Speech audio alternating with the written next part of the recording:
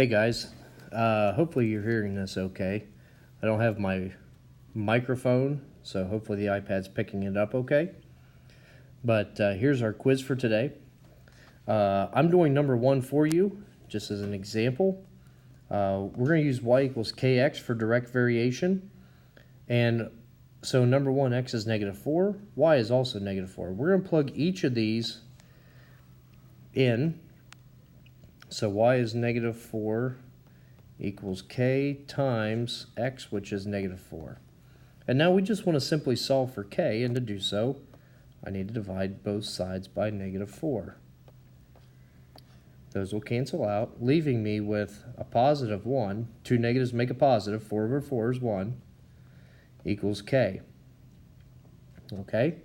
So that is the k, and now our directions, though, ask us to rewrite the equation. So now we're just going to say y equals, instead of k, we're going to use 1 and then the x. Okay? And that's how we approach 1 through 6 on here. Okay? That's how we approach those.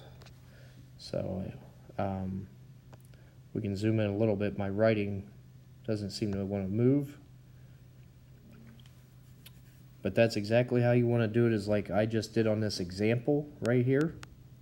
Okay, plug in x and y, solve for k, and then rewrite it. Y equals, and whatever you got for k, to the x.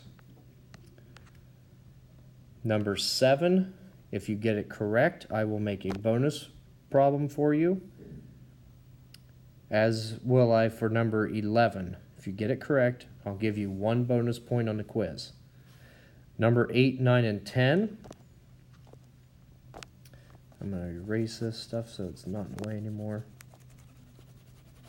8, 9, and 10 is talking about the scatter plots, and we are to identify whether it's going to be a positive correlation, a negative correlation, or no correlation at all. So look at how the dots are arranged on 8, 9, and 10, and determine what the correlation is. Again, we want to make sure you look from left to right on this. Remember, if it's positive, you're going uphill. If you're going downhill, it would be negative. If there's no correlation, they're just going to be kind of all over the place. And that's it for the quiz.